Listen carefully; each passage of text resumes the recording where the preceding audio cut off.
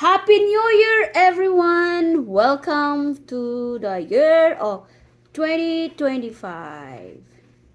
Guys, konting paalala lang sa inyo, sa atin lahat.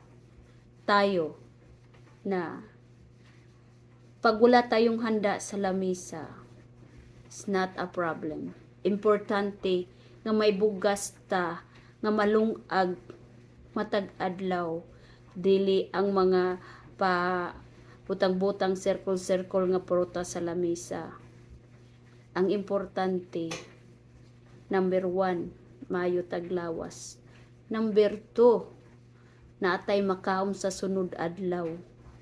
Dili lang sa bagong tuig, dili lang sa pagsugat sa year 2025, kundi natay malungag sa matag adlaw. Dili ta magutman. Ug number 1, death free ta. Wala tay utang.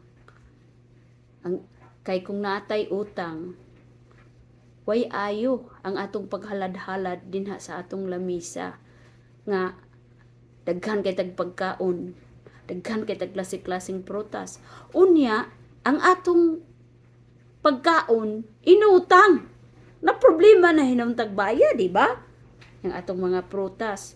Kung kita to sa probinsya, kung kita to sa bukid, kung gusto gitang magpalihi, pwede ta mga kap dito sa bukid, magtuyok-tuyok sa probinsya, which amo nang gibuhat sa among pamilya kani adto.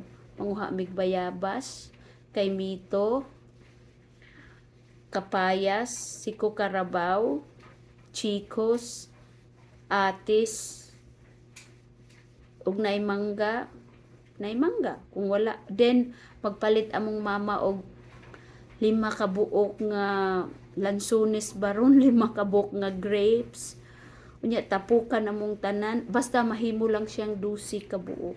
Ika-13 ang pinya, ika-13 ang upo nga long.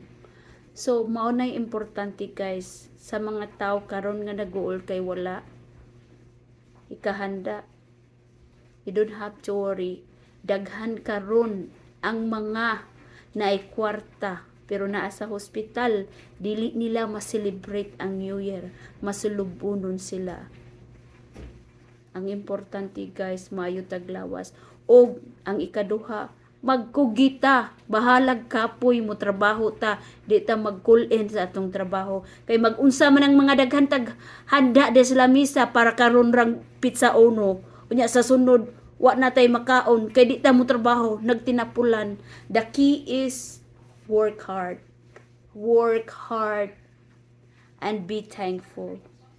Be thankful and be grateful and always say to God, thank you, and always say thank you to God, to the people who give you also a blessings. Like for example, gitigaan mo atong daghan kaayong mga grasya nga naabot pag Pasko. Miingon ka, Ginoo, salamat aning akong grasya nga imong gihatag. Panalangini si Pedro og si Petra nga nihatag nako niining akong grasya.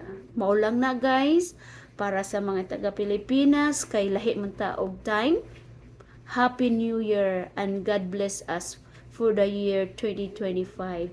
And good health lang ta palagi. Okay, Happy New Year, my friends.